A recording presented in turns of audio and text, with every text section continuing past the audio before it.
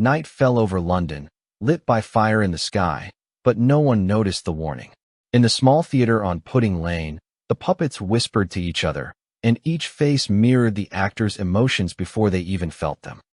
By morning, the figures had shifted into new poses, their eyes carved from the very soul of the performers. The city shivered, walls murmuring names no one alive had spoken, and no one could leave unchanged. The first night arrived with fire in the sky, a warning that no one recognized until it had passed, leaving a haze of copper and ash drifting over the rooftops of London. Smoke clung to chimneys and shingles, sticky and bitter, carrying the sharp scent of tar and scorched paper. But inside the little theater on Pudding Lane, the air breathed differently, thick and sweet with the smell of resin and old paint, as if the walls themselves exhaled. The puppets hung from their strings, their joints stiff yet poised, painted eyes glinting in candlelight like tiny lanterns harboring secret thoughts. A soft, deliberate creak whispered across the stage, subtle enough to be mistaken for the settling of wood, but insistent, measured, deliberate. No human hand moved the figures, yet they shifted in uncanny unison, tilting heads, curling fingers, twisting bodies in gestures both intimate and grotesque, as though communicating with one another in a language older than London itself. Actors lingered in the shadows, their presence hesitant, feeling their own shadows lengthen and shiver across the walls, noticing with a sudden, sickening awareness that their reflections in the polished stage boards mimicked the wooden expressions above them, rage curling at the lips, fear tightening the jaw, ecstasy widening the eyes, before any of those emotions had touched their own hearts. Each tilt of a puppet's head, each minuscule movement of jointed fingers, seemed to reverberate through the air, vibrating along the floorboards and into the soles of boots, as if the theater itself was alive, conscious, hungry. Candle flames flickered unnaturally, shadows leaping and bending in ways the geometry of the room could not permit, casting grotesque silhouettes that stretched over walls, over beams, over the very faces of the watchers, and the actors felt a heat on their skin, faint but insistent, as though invisible hands traced the contours of their faces, measuring, marking, naming. The smell of resin thickened, sweet and metallic at once, coating hair and breath, clinging to collars and cuffs, leaving a residue on fingertips that no wash could remove. It was impossible to determine whether the theater was merely observing or shaping, but the sensation of weight pressed down through the wooden floor, urging the actors forward and backward at once, an invisible pulse keeping rhythm with the slow, deliberate movement of the puppets. From the back of the stage, the painted mouths of the figures seemed to twitch, forming expressions that flickered faster than thought, smiles that were not smiles, screams that had never been heard, eyes widening and narrowing with an awareness that unnerved even the most seasoned performers. Each actor felt, as the night deepened and the fog from the streets seeped through cracks around the door, that the faces they wore were no longer entirely their own, that some portion of them had already seeped into the wooden forms above, leaving a hollow weight in their chests and a strange, echoing echo of laughter in their minds.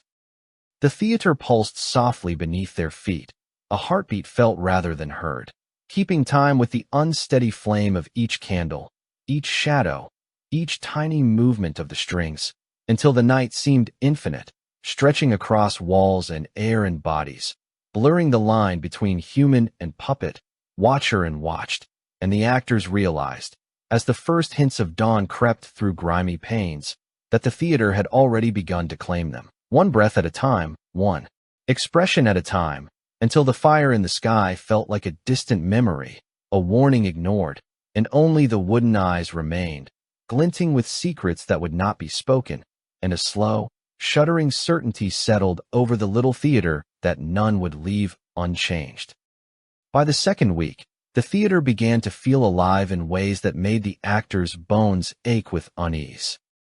The audience, once clustered in tight rows of worn wooden chairs, had vanished almost entirely, leaving the seats to sag under their own weight, dust thick upon their surfaces, curling like old parchment, and the smell of paint, resin, and varnish grew so heavy it clung to the walls like damp cloth, wrapping itself around curtains and balustrades and brushing the back of every throat that dared enter. Puppets appeared in positions no human had placed, their limbs bent with impossible grace. Some crouched with gaping mouths that hinted at silent screams, others stretching hands toward the rafters, fingers curling as if to caress something unseen, faces turned skyward in supplication or horror, eyes glittering with a wet, uncanny awareness that seemed to follow the actors wherever they moved. The stage itself heaved subtly beneath the weight of unseen insistence, the boards swelling with a life of their own, creaking under pressures that did not exist, as if the theater was breathing through the wood and demanding attention, demanding acknowledgement. Actors awoke with fingerprints of paint pressed into their skin, residue that refused to be washed away, leaving smears along wrists and necks, small flecks under fingernails, stubborn traces of colors they had never handled, as though the theater had pressed itself into them while they slept, claiming pieces of them for its own catalog, filing them carefully within the spaces between walls and floorboards. Each morning, when the doors swung open onto the narrow streets of London, the city beyond felt wrong. It seemed narrower, crooked, uneven, streets bending in ways that did not conform to memory, shadows stretching across alleys and walls with a knowing patience, as if the entire city were aware of the names of the actors and the hours they had spent within the theater, waiting for them to step outside only to bend reality slightly around them, whispering intimacies no human ear could perceive. The air beyond the theater carried hints of soot and smoke from distant chimneys, but mingled with it was a faint trace of the theater's own resinous perfume, clinging to collars and hair, brushing noses with a metallic sweetness that hinted at decay and anticipation, a smell that made the actors' stomachs lurch, unnameable in its familiarity and wrongness. Puppets multiplied with a slow, inevitable rhythm, moving while no one watched, arranging themselves in tableaus that reflected the inner fears and desires of those who lingered too long near the stage, eyes glinting with a life that resisted definition, limbs bending and straightening, heads tilting with subtle movements that made the air tremble. Sometimes, an actor would glance at a figure at the far end of the stage and catch the shadow of their own expression reflected in its painted face, mouth twisting slightly as their own would if a secret they had never voiced were suddenly exposed. At night, when the theater lay silent except for the soft, insistent creak of strings and joints, the shadows seemed to pulse, gathering like smoke, pressing against walls and ceiling, reaching into corners where candlelight did not penetrate, and the faint brush of movement along the floorboards felt like fingertips gliding over skin that no one had exposed. Actors tried to ignore it, tried to find solace in the routine of rehearsal and the steady cadence of footsteps across the creaking stage, but the theater resisted their normality. Doors they had closed the night before would be slightly ajar in the morning, hinges still warm to the touch, revealing spaces they did not remember leaving open, small details that whispered of things moving on their own accord, and sometimes the puppets were gone from the places they had been left, found hours later leaning against walls, fingers pressing into the varnished floor as if clutching at something invisible, heads cocked at impossible angles, eyes glinting knowingly.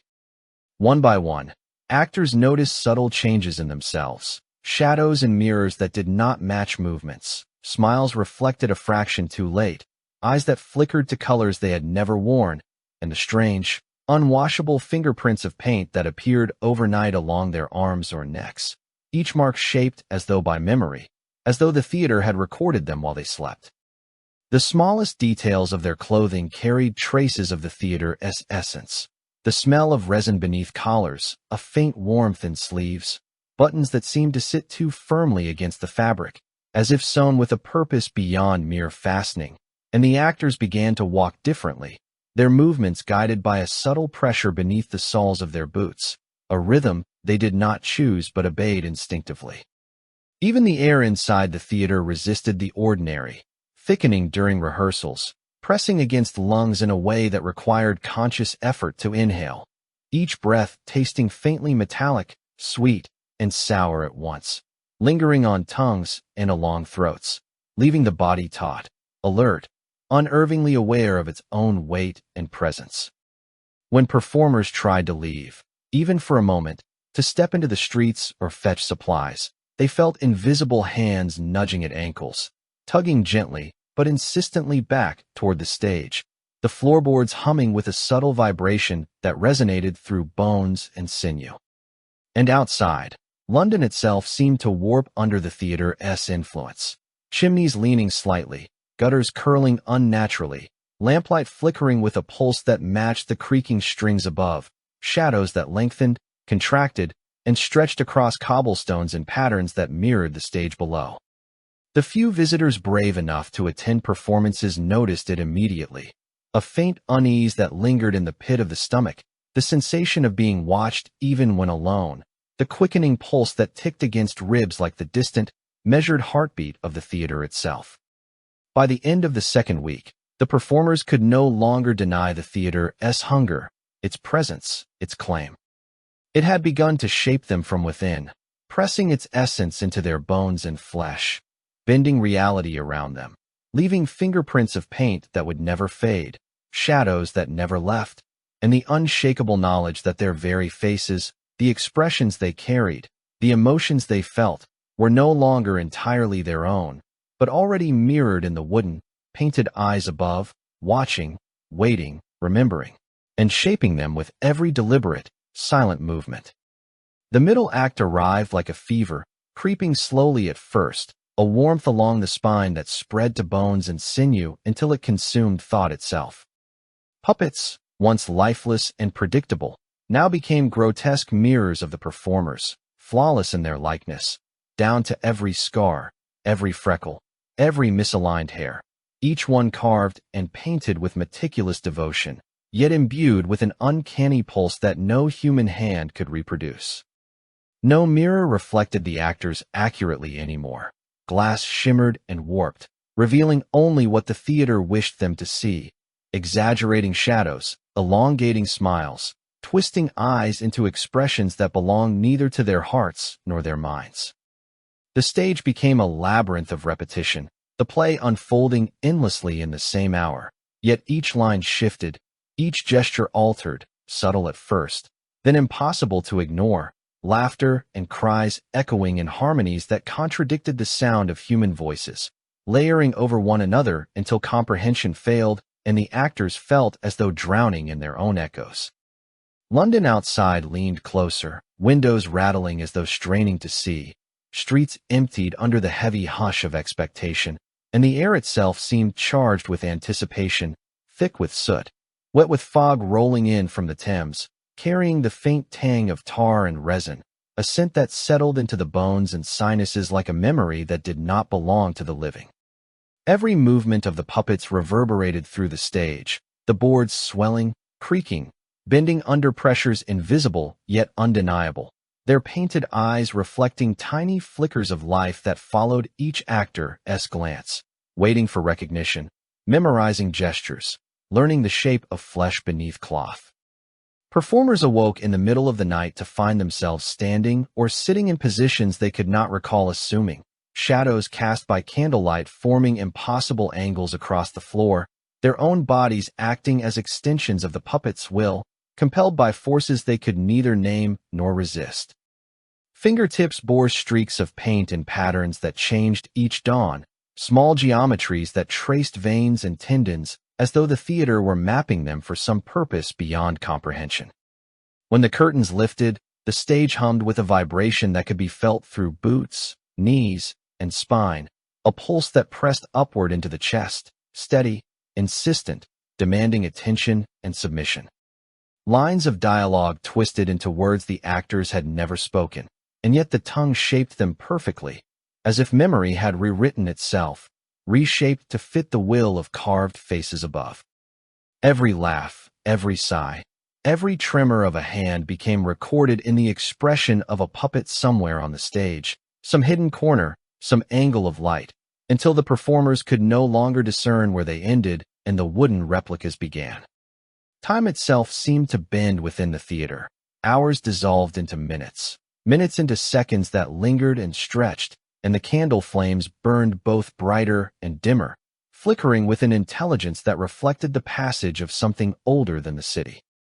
Actors noticed, with a creeping terror, that the air grew heavier around them, thickening with invisible threads that tugged at hair, clothing, and skin, guiding them toward positions the puppets had already assumed, toward gestures that had already been carved into the wood of the stage. Outside, London seemed complicit in the theater's fever, chimneys bending slightly in the wind, cobblestones shifting imperceptibly beneath feet, shutters rattling as if counting seconds in a rhythm that only the stage could hear. Shadows stretched unnaturally across walls and alleys, gathering in corners, pooling near lampposts, moving in subtle imitation of the puppets above, a silent audience that watched with a patience older than the actors themselves. One performer found herself following a puppet's motions across the stage, hand reaching toward its wooden counterpart, only to feel her fingers brush nothing, yet feel pressure as though something unseen resisted and guided every tremor, every twist. Another awoke to discover that the puppet lying at the far end of the stage had her own face, every scar and wrinkle etched and painted with unnerving fidelity, eyes tracking his every movement with a patient, watchful intelligence. The stage boards flexed underfoot as if alive, softening slightly in the small of the back, curving beneath weightless pressure, whispering a language of creaks and groans that only those who had spent nights within the theater could hear.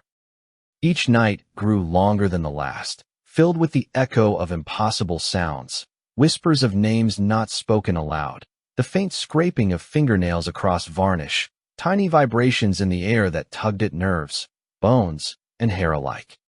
Actors began to notice subtle transformations within themselves, eyes widening and narrowing in shapes that were no longer theirs, smiles that lingered longer than intended, shadows that delayed or anticipated movement, and the faintest traces of paint along collars, cuffs, and palms that had never existed before, left by the theater as though recording their passage, claiming them piece by piece.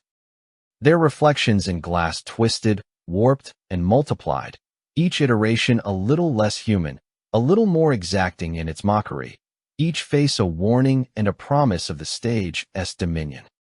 By the end of the act, each performer felt the slow, grinding weight of transformation pressing inward, a fever that burrowed beneath skin and sinew, searing nerves and muscle with the certainty that the theater did not merely observe, it reformed, it recorded, it remembered, and it had already begun to fold them into its endless performance, one flawless, painted replica at a time, until no one within the little theater on Pudding Lane could remember where the actor ended and the puppet began, and the city beyond waited, silent, complicit, watching through shadows and flickering candlelight as the stage claimed everything it touched.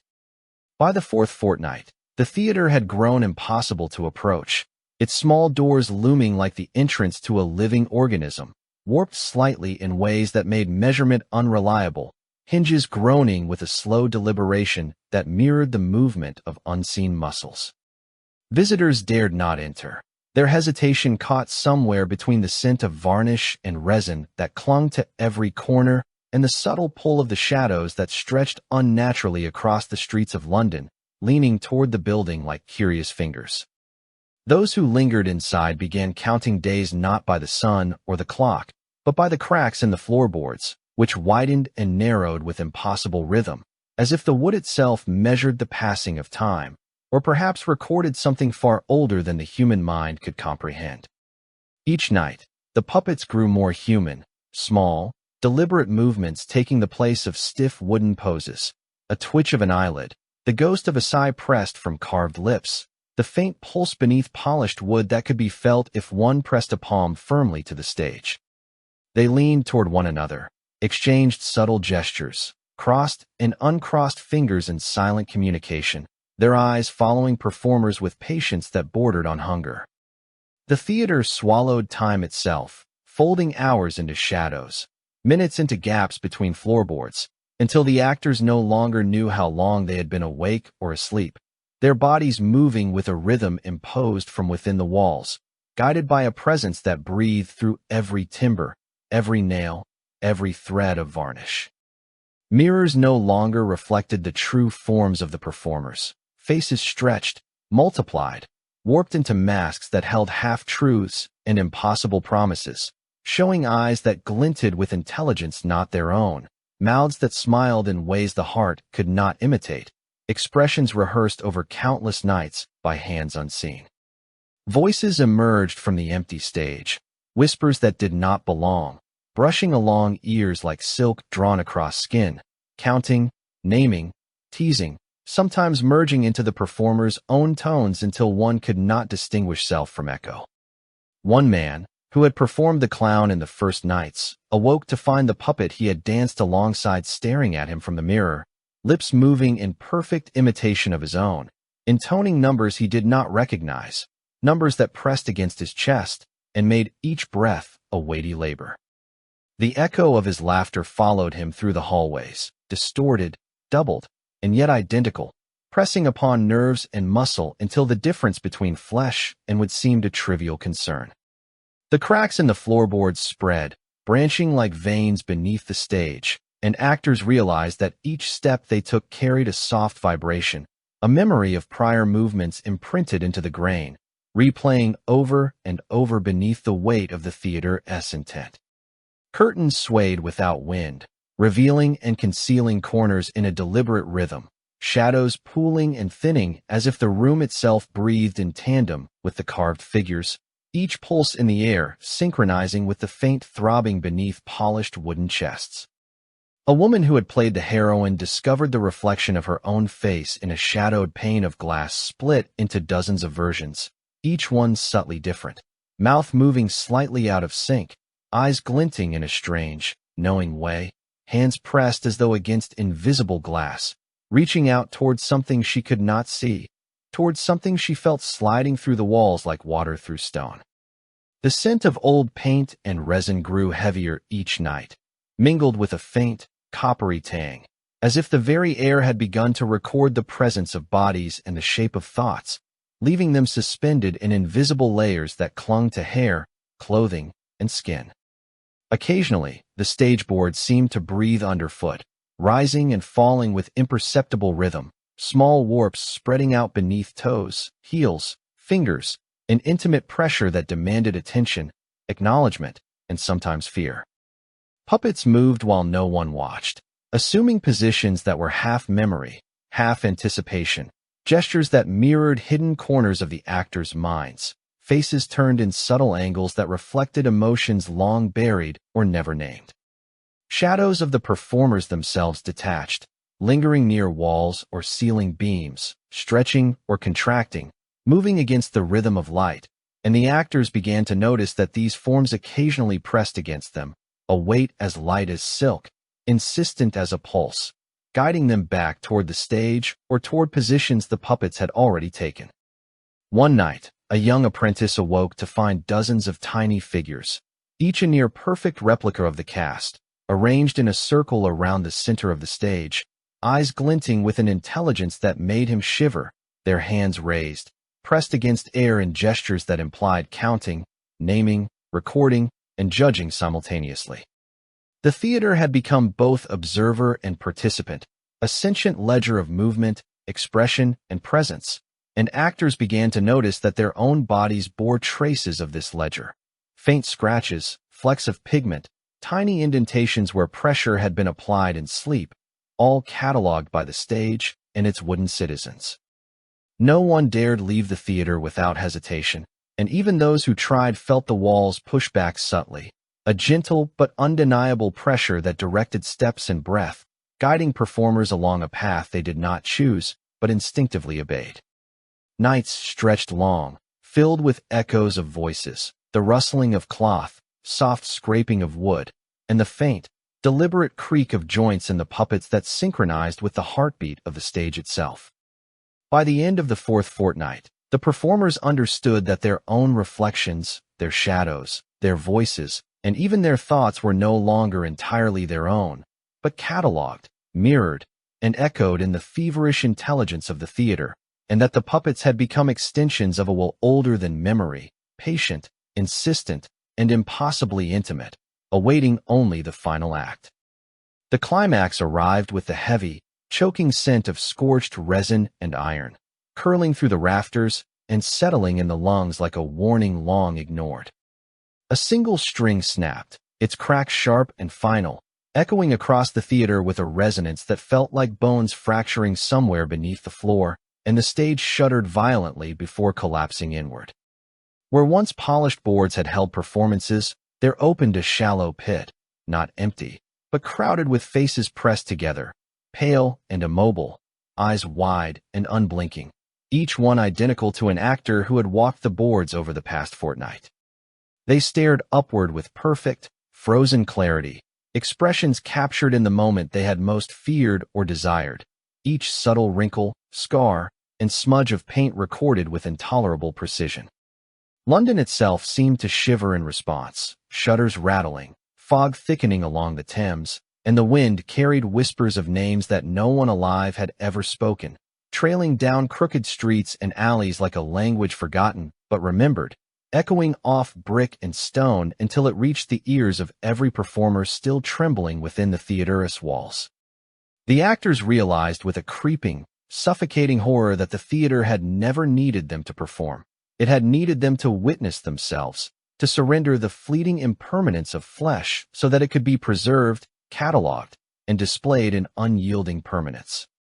Every gesture, every inflection of the voice, every flicker of emotion that had passed through their bodies was now etched onto these faces, a library of selfhood trapped beneath varnished wood and resin.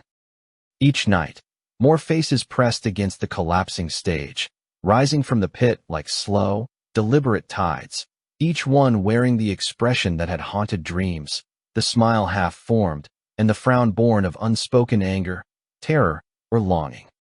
No hand had placed them, no tool had carved them. They emerged fully formed, exact replicas, an accumulation of the theater's observation, its patient, unrelenting recording of presence. Candlelight flickered across the pit, dancing across features impossibly familiar yet entirely alien, revealing the tremor in lips and the slight tilt of eyes that mirrored the very motions the actors had made in private, in moments of vulnerability, in laughter and despair alike.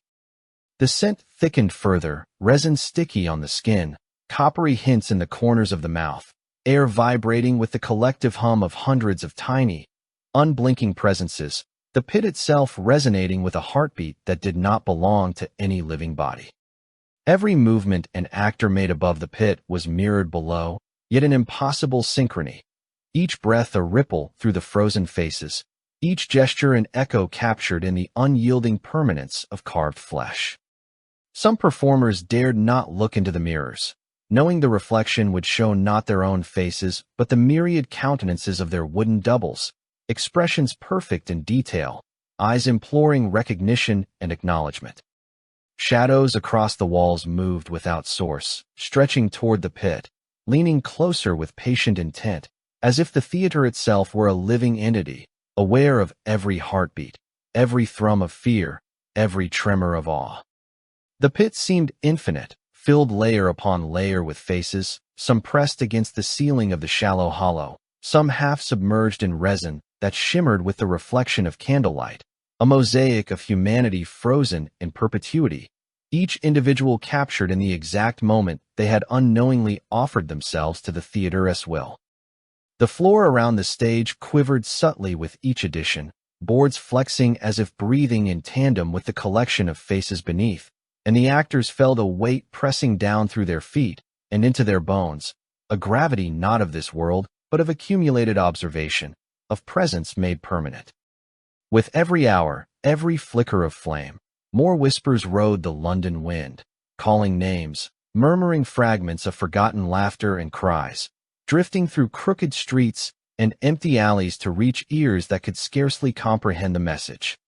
The actors understood now that their survival, their continued motion above the pit, was irrelevant. They were no longer performers, but witnesses to their own cataloging, the theater demanding only acknowledgement, eyes wide and unflinching, of the permanence that had consumed them. And still, night after night, the pit deepened, the faces multiplying, each new arrival bearing the exact expression the actor above had feared, desired, or loved, each one a fragment of the self that had been surrendered without protest, a chorus of wooden and resin forms that laughed, wept, and glared in perfect synchrony. Candle flames shivered and guttered as if in fear, shadows stretched and writhed in the corners, and the theater itself breathed, a slow, patient inhalation that filled every floorboard, every beam, every shuttered window with the weight of uncountable eyes.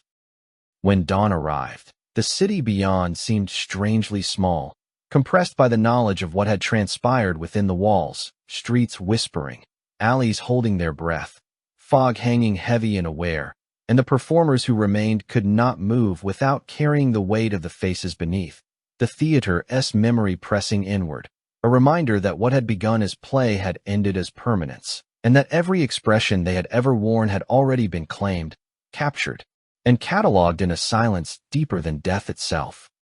The fire arrived without warning, a slow, creeping hunger that rolled along the rooftops of London like liquid iron, its orange glow licking the soot-darkened bricks and sending clouds of smoke into the sky, thick and choking with the scent of burning timber and resin. No one outside the small, crooked streets noticed its approach until the first sparks leapt from the broken chimneys and into the fog, a shimmering cascade that seemed almost deliberate, as if the fire had been waiting for the precise moment to claim the theater.